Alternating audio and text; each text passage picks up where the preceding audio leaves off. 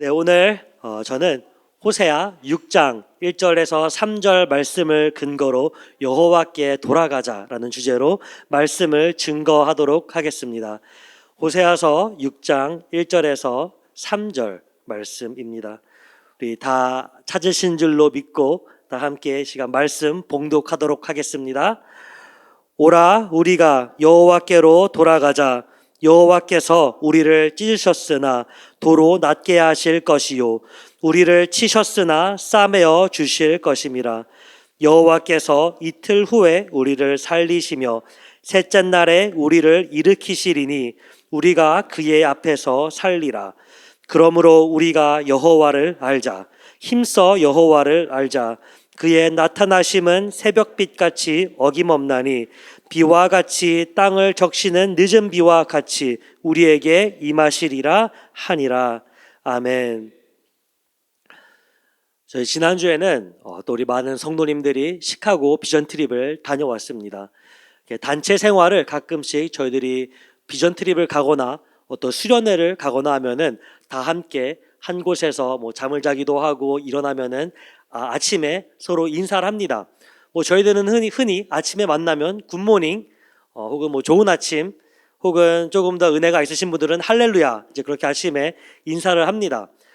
그런데 조금 특이한 인사를 하는 그러한 부족이 있다고 합니다. 아프리카에 있는 이 마사이족은 서로를 향하여서 인사할 때 친근하게 반갑게 인사할 때 얼굴에 침을 뱉는다고 합니다. 저희들의 이 상식으로는 이해가 잘 되진 않습니다. 충격적인 인사법입니다. 그런데 그 문화로 들어가면 그곳에는 물이 귀하기 때문에 침마저도 그런 귀한 물이라고 여기고 그 침을 뱉음으로써 당신을 축복합니다. 당신에게 그런 물의 축복이 있기를 원합니다. 라는 뜻이라고 합니다. 그래서 자료를 찾다 보니까 이 한 어떤 축하하는 자리였던 것 같습니다. 결혼식인지 뭔지 잘 모르겠지만 축하하는 자리에 이제 한 분이 가운데 있고 삥 둘러서 침을 물처럼 뱉는데 조금 충격적이긴 했습니다. 물론 그걸 이해하기 위해서는 그 문화 속에 들어가야만 합니다. 자, 우리 한번 옆 사람에게 우리 마사이식으로 인사 한번 해보도록 하겠습니다. 사랑합니다. 축복합니다. 네, 물론 저희들은 그렇게 할 수 없습니다. 왜냐하면 저희들의 문화로는 이해할 수 없고 그렇게 인사하면은 모든 인간관계가 단절되기 때문입니다. 마사이족뿐만 아니라 저희들도 또 이 시대에 미국에 사는 사람으로서 또 한국의 교포로서 저희들이 만들어진 질서가 있고 가치나 또 옳고 그름을 판단하는 그런 것들이 있습니다. 그리고 그를 통하여서 저희들에게는 행동 체계가 만들어져 있습니다. 예를 들어서 한국의 예절 중에서 식사할 때 이 밥에다가 젓가락을 이렇게 꼽지 않는 게 있습니다. 저는 잘 몰라서 항상 밥을 먹을 때마다 젓가락을 쓰고서는 숟가락으로 바꿀 때 젓가락을 꽂아두고 숟가락으로 먹었습니다. 그럼 앞 사람이 항상 제사 지내냐고 저한테 핀잔을 주곤 했는데 그때마다 저는 너무 예민하게 군다라고 생각을 하고서는 계속 꾸준히 그렇게 하다가 어느 날 이게 문화의 차이구나. 제가 어렸을 적에 캐나다를 와서 자라다 보니까 그 문화를 잘 이해하지 못해서 이게 무례가 되고 신뢰가 되는 행동이라는 것을 몰랐구나. 그래서 지금은 젓가락 꽂지 않습니다. 근데 저희 그리스도인들은 사실 이보다 더 근본적인 질문을 해야 되고 질문을 해야 될 필요성이 있습니다. 과연 우리가 가지고 있는 이러한 가치관 혹은 선입견 그리고 행동관이 과연 하나님께서 보시기에 옳은가, 하나님께서 보시기에 합당한가 하는 질문을 해야 합니다. 예를 들어 마사이족이 아무리 본인들끼리는 그 부족끼리는 침 뱉는 게 좋을지라도 미국에 와서는 한국에 와서는 그렇게 인사를 할 수는 없는 것입니다. 이는 우리의 생각이 아무리 옳은 것 같아도 우리의 행동 방식이 틀린 것 같지 않아도 과연 이게 하나님의 보시기에 옳은 것인지 판단할 수 있어야 합니다. 그리고 만약 하나님께서 보시기에 옳지 않다 하면 과감하게 우리가 어떻게 생각하든지 상관없이 버릴 수 있어야 합니다.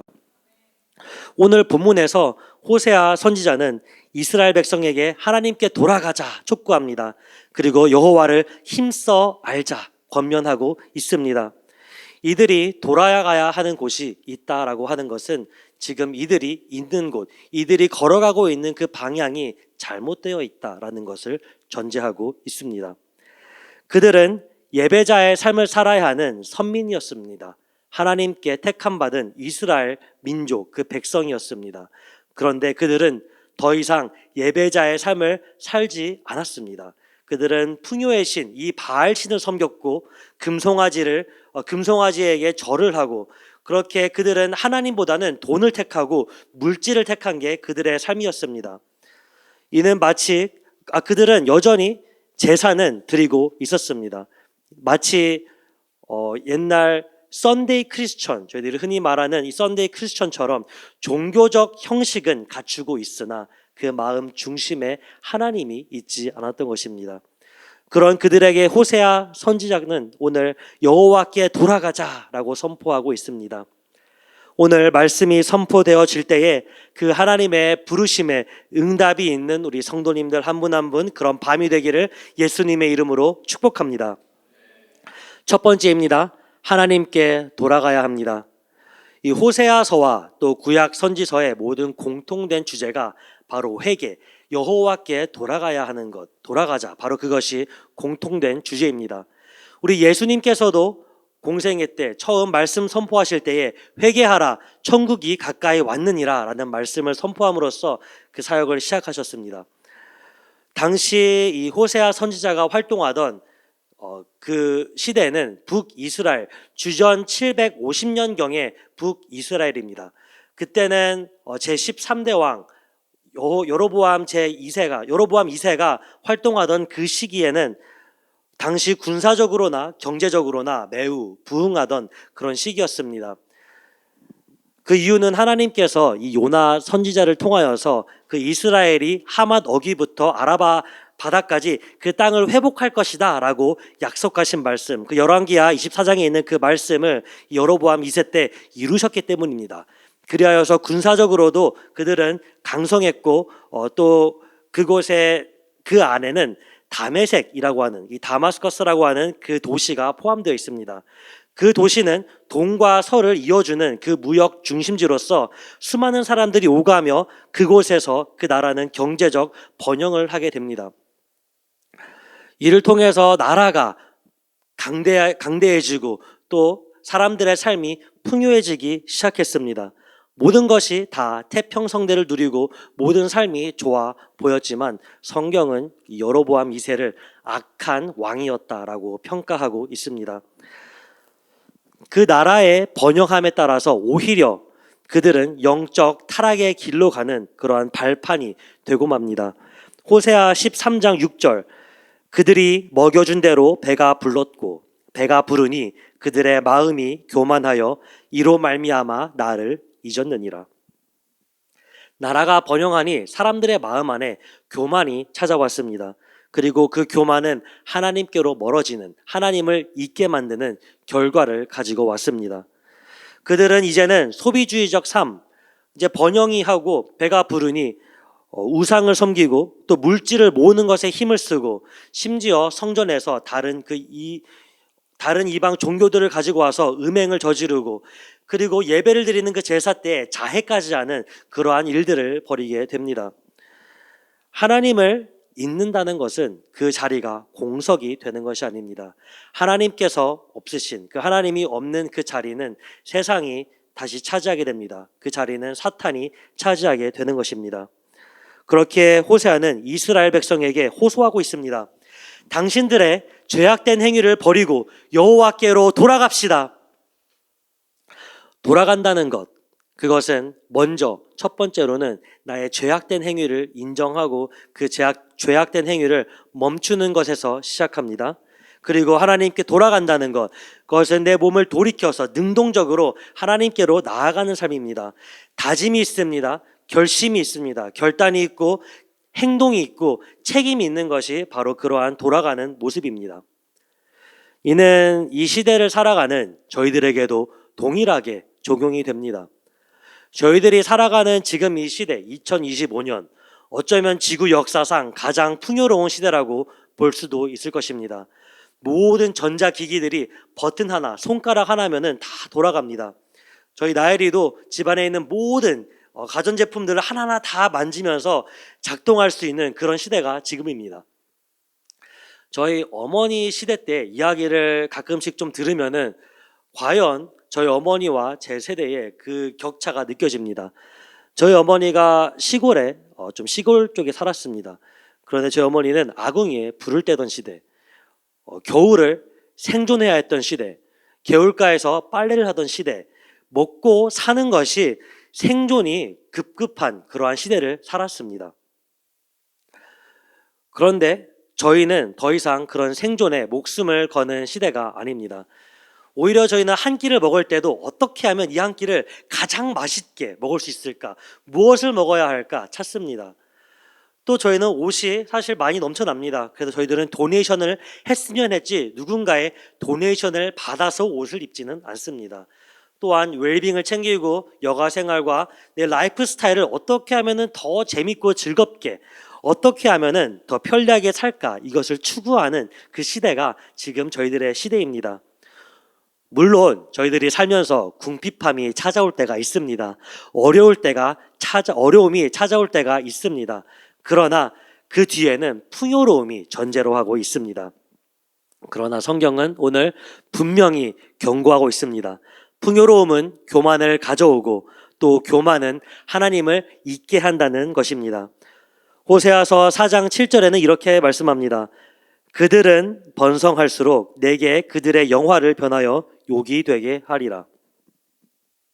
사실 한국말로는 제가 읽으면 무슨 말인지 정확히 이해가 되지 않았습니다. 그렇지만 한글이 너무 어렵게 번역된 것 같아서 그 원문과 가장 가까운 영어 ESV는 이렇게 얘기합니다. The more they increased, the more they sinned against me. The more they increased, the more they sinned against me. 이들이 추구했던 것, 이들이 더 increase했던 것, 그것은 부와 명예와 세상의 정욕들이었습니다.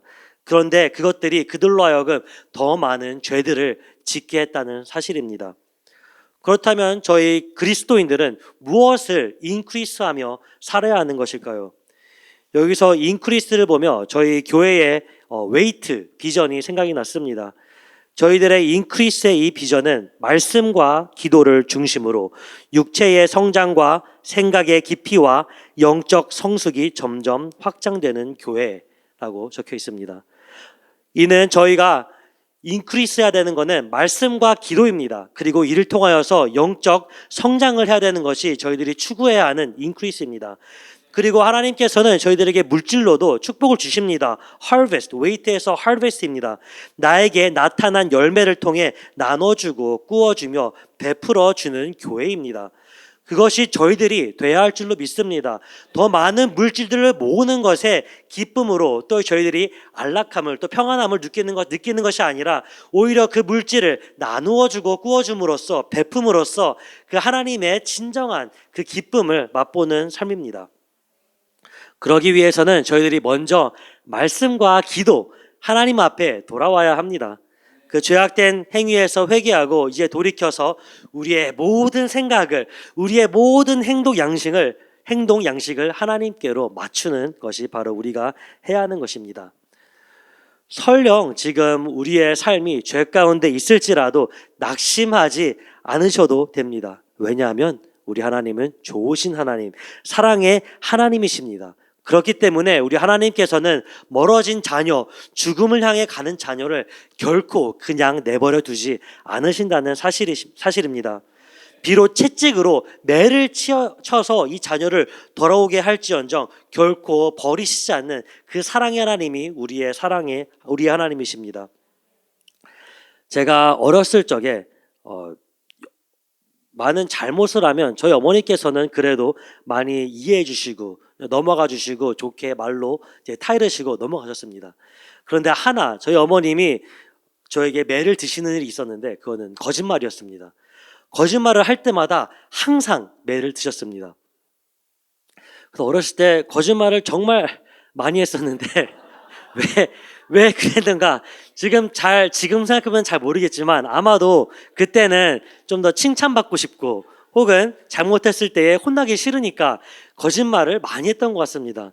그런데 그때마다 기가 막히게 저희 어머님은 아시고 그 거짓말을 끝까지 잡아내시고 매를 드셨습니다.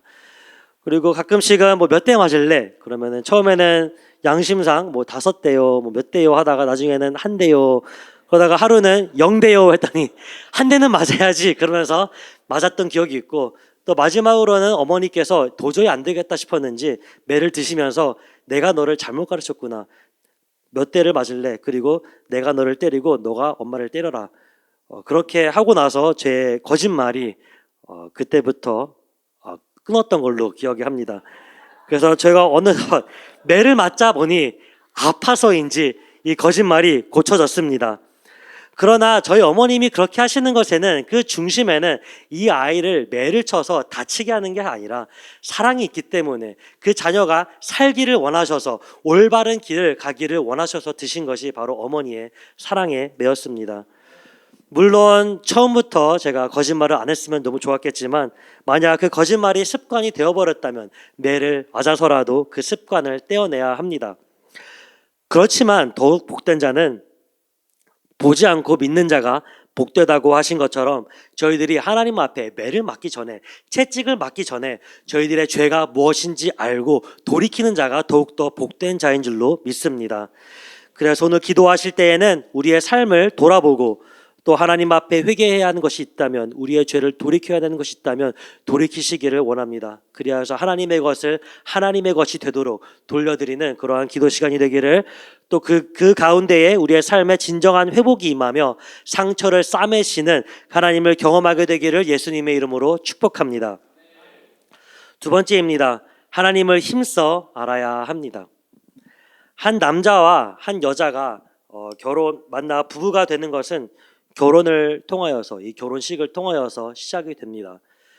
물론 결혼식을 준비하는 과정은 길고 이것저것 할 일은 많겠지만 결혼식 자체는 뭐 길어봐야 1시간 혹은 1시간 남짓채 되지 않는 시간 안에 이 결혼식이 끝이 나고 부부가 됩니다. 그렇지만 이 결혼식이 끝났다고 해서 그 남편과 아내가 서로를 다 알게 되는 것이 아닙니다.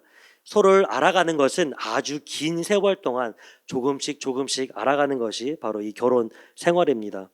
거칠고 다듬어지지 않은 그 두 사람이 만나서 하나가 된다는 것, 많은 양보가 필요하고요. 상대방을 포용하는 자세가 필요하고요.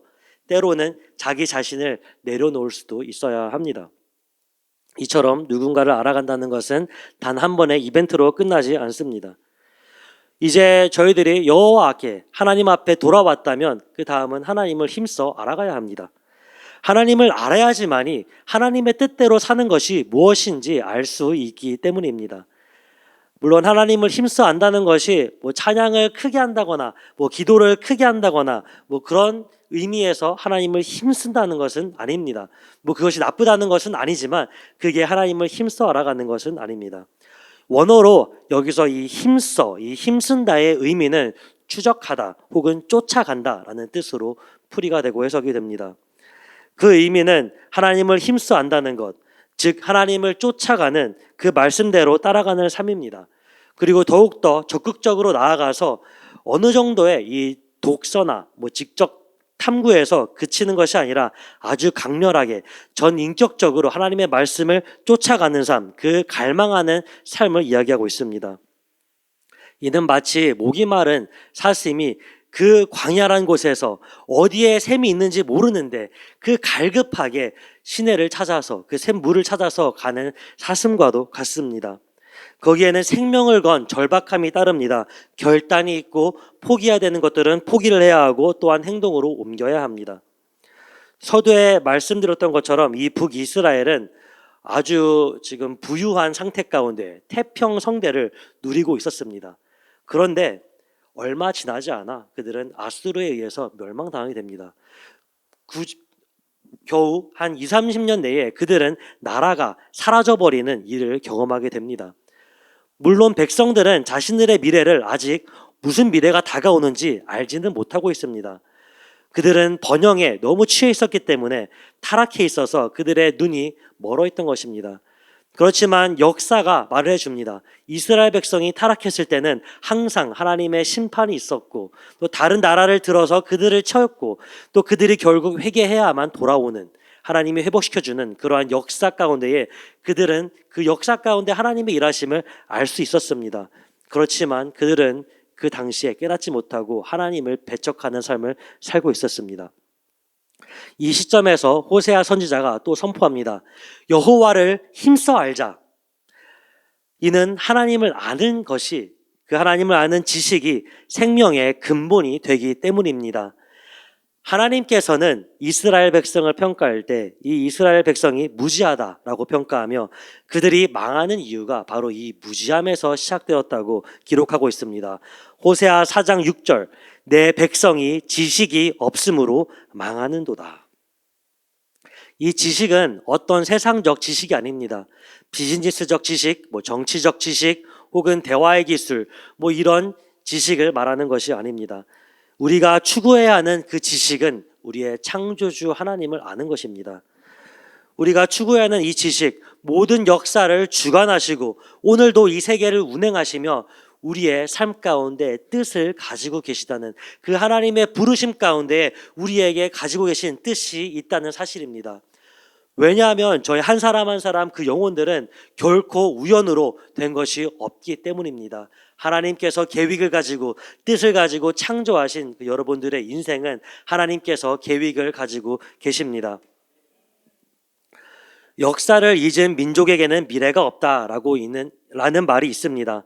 그것처럼 생명의 근원이 되신 여호와 하나님이 누구신지 알 때에 저희들에게는 소망이 주어집니다. 그리고 미래가 있습니다. 그리고 하나님을 아는 지식이 우리 개인과 또 우리 가정과 우리 교회와 또 더 나아가서는 나라가 흥하거나 망하게 되는 바로 그것이 중요한 문제입니다.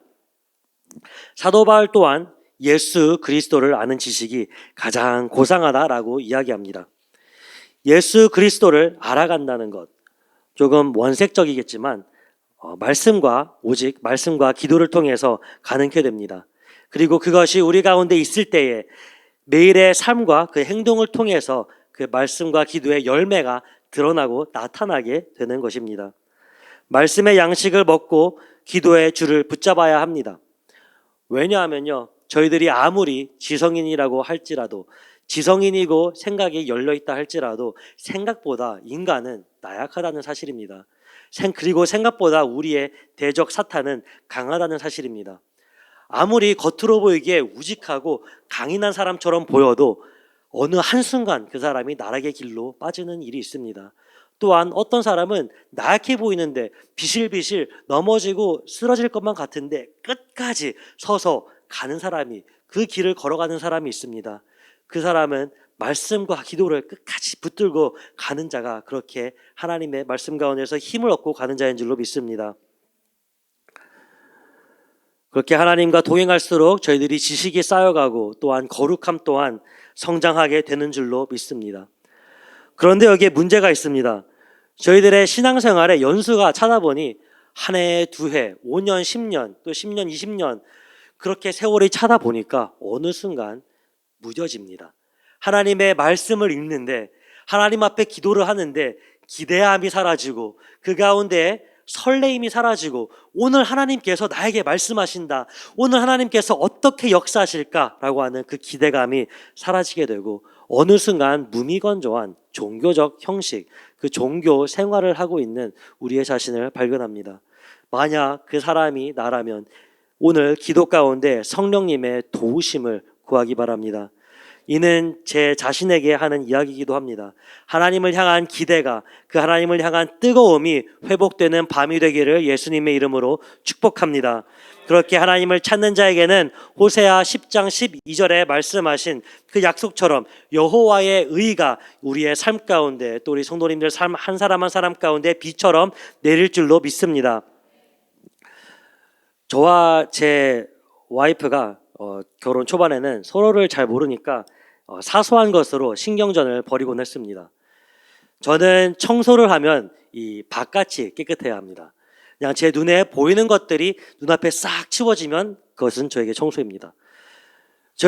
제 안에는 안에 있는 물건들이 잘 정리정돈이 돼야지 그것이 우선순위입니다. 하루는 이제 와이프가 바깥에 나갔습니다. 겨울은 초반대에 외출했는데 이제 바닥에 널브러진 것들을 이제 싹 집어다가 옷장에 넣었습니다. 그리고 와이프가 돌아왔을 때 짜잔, 여보 내가 청소했어. 깨끗하지? 다 어디 갔어? 옷장에. 그랬더니 저희 와이프가 저에게 핀잔을 주었습니다.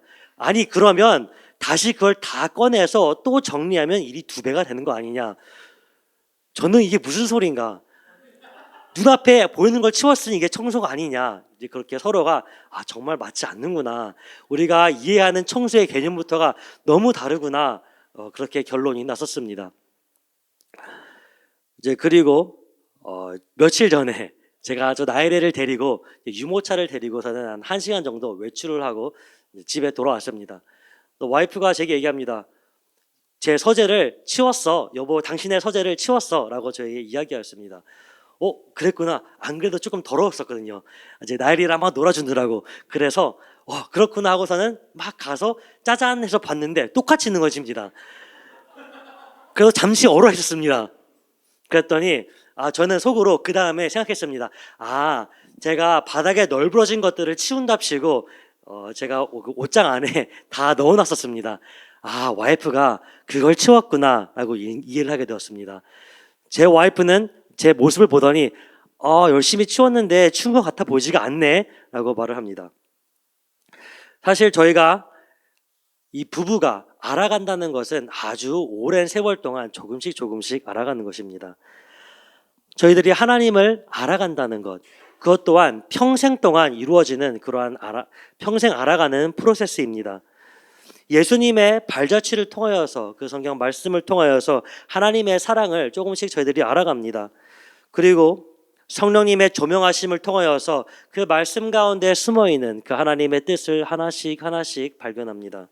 이는 저희들이 예수님을 이제 믿게 되었다고 해가지고 첫날부터 하나님을 다 알게 되는 것이 아닙니다. 물론 하나님이 나를 사랑하시는구나. 하나님께서 나를 너무나 사랑하셔서 예수님을 보내시고 그 예수님을 십자가에 죽기까지 나를 사랑하셨구나라는 것을 깨닫게 됩니다. 그렇지만 하나님이 어떤 분이신가, 하나님께서 어떻게 역사하시는가는 하나하나 힘써서 알아갈 때에 저희들이 그 관계를 쌓아가는 것입니다. 그럴 때 인생을 돌아보았을 때 이렇게 고백할 수 있습니다. 하나님, 그때 그 일을 겪게 하신 것이 바로 오늘을 위해서였군요.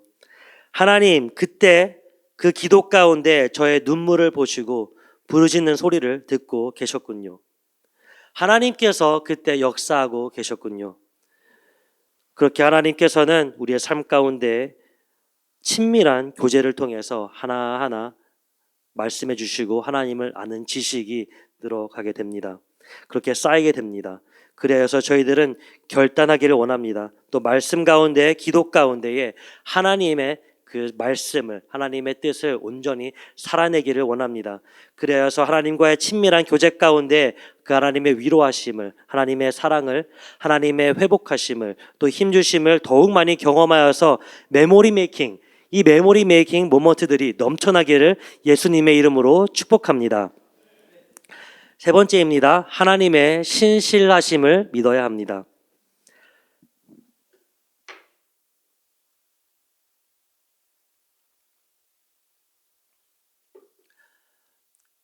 저희들이 또 신앙생활을 하면서 아마 헤세드라고 하는 단어를 들어본 적이 있을 것입니다. 이 헤세드는 하나님의 사랑이 언약을 기초로 하고 있다는 것입니다. 그리고 그 하나님의 사랑은 신실하며 결코 변하지 않는다는 것, 그것이 바로 헤세드의 은혜입니다. 저희들이 결혼을 할 때 상대방을 나의 평생의 배우자를 삼을 것으로 언약을 하는 그 언약식, 그 결혼식을 행합니다. 그런데 만약 그 결혼 생활 가운데 나의 사랑하는 아내가 혹은 나의 사랑하는 남편이 다른 남자나 다른 여자와 간음을 행하였다면 어떻게 하시겠습니까? 그래도 우리가 결혼식 때, 언약식 때 맺은 것이 있는데 그를 용서하고 끝까지 품어 주시겠습니까? 이 호세아 선지자는 앞서 이 고멜이라고 하는 음란한 여자와 결혼을 하게 됩니다. 여기서 음란하다라는 것은 결혼하였음에도 불구하고 남편이 있음에도 불구하고 그가 신실하지 못하다는 그러한 표현을 음란하다고 하였습니다. 왜냐하면 고멜은 호세아와 결혼하고 아이를 3명씩이나 낳았습니다. 그럼에도 불구하고 다른 남자의 품으로 가고 심지어 그 다른 남자의 소유가 되어버립니다. 그런데 여기에서 호세아는 놀라운 일을 행합니다. 그를 찾아가서 돈을 주고 자신의 아내를 고멜을 다시 돈을 주고 사서 오고 그를 용서합니다. 그것이 호세아 1장에서 3장의 내용입니다. 이는 하나님께서 이스라엘 백성과 맺은 언약을 신실하게 지키시는 것, 바로 이 헤세드의 은혜, 그 기초가 하나님께서 그들을 향한 또 저희들을 향한 사랑이라는 사실입니다. 호세아 3장 1절입니다. 여호와께서 내게 이르시되, 호세아에게 이르시되 이스라엘 자손이 다른 신을 섬기고 건포도 과자를 즐길지라도 여호와가 그들을 사랑하나니. 이스라엘 자손이 이방신을 섬깁니다. 이스라엘 자손이 하나님을 완전히 배척하고 떠나고 돈을 섬기고 그런 음행을 합니다. 하나님은 그 모습을 간음하였다. 이는 마치 내 배우자가, 내 사랑하는 아내가, 내 사랑하는 남편이 다른 사람을 사랑하게 되는 그런 것을 비유하고 있습니다. 그럼에도 불구하고 하나님께서는 오늘 이스라엘 백성을, 저희들을 동일하게 사랑한다라고 말씀하고 계십니다. 이것이 얼마나 큰 은혜인지 모르겠습니다. 그렇게 하나님께서는 저희들을 감싸 안아 주십니다. 하나님을 떠나서 죄 가운데 있었을 때에, 저희들이 찢기고 상함을 당하였을 때에 우리를 사랑하셔서 도로 낫게 하시고 싸매어 주신다는 사실을 본문 1절을 통하여서 말씀하십니다. 그리고 본문 2절에는 우리를 이틀째에 살리시고 또 셋째 날 일으키시겠다고 말씀하시며 회복이 속히 임한다는 것을 뜻하고 있습니다. 그 궁극적인 증거가 바로 예수 그리스도입니다. 예수님께서 찔림을 당함으로 우리의 허물이 벗겨졌습니다. 상함을 당함으로 우리의 죄악이 사해졌습니다. 예수님께서 채찍을 맞음으로 우리가 나음을 입게 되었습니다. 그 회복을 믿는 자에게는 오늘 일어나는 그 하나님의 무조건적인 사랑, 그리고 그 은혜가 임할 줄로 믿습니다. 오늘 괴로움과 상처 가운데 아파하시는 분이 계십니까? 오늘 하나님의 치유가 임하기를 예수님의 이름으로 축복합니다. 제가 대학교를 졸업하고 처음 미국에서 일하던 첫 번째 해였습니다. 그 첫 번째 해에 나름 이제 열심히 일하고 돈도 벌고 사실 부족할 것 없이 일을 하고 있었는데 그 마음 가운데 갑작스럽게 허무함이 확 찾아옵니다. 나는 누구이며 나는 어디서 와서 무엇을 하고 어디로 가는가? 온 모든 인류가 질문했던 그 질문을 제 자신에게 똑같이 했습니다. 그리고 그때 제 자신에게 내렸던 결정, 제 마음 깊숙이 박혔던 것은 아무 의미 없다. 그냥 나가서 죽어. 라는 그 마음이 제 마음 깊숙이 그 사단이 그러한 마음을 주었습니다. 매일매일 살아가는 것이 고통입니다. 아침에 해가 뜨는 것이 싫습니다. 그 아침에 해가 뜨면은 또 하루를 시작해야 되기 때문에 운전을 하면서 직장으로 가게 되면은 이 핸들을 꺾고 싶은 마음이 자꾸만 불쑥불쑥 찾아옵니다. 높은 곳을 가면 뛰어내리고 싶다라는 그런 마음이 찾아옵니다. 사람이 자살을 하고 인생을 포기할 때는 돈이 없어서도 아니고 배가 고파서도 아니고 혹은 세상이 주는 고난이나 역경 때문이 아닙니다. 이는 미래에 대한 기대와 소망이 사라질 때입니다. 미래에 대한 기대와 또 소망이 있다면 그 어떤 고난도 그 어떤 역경도 이겨낼 힘이 있습니다. 그렇지만 그것이 사라지는 순간 그 인생은 아무 의미가 없어지게 됩니다. 그때 저는 알았습니다. 이것은 제가 해결할 수 없는 일이구나.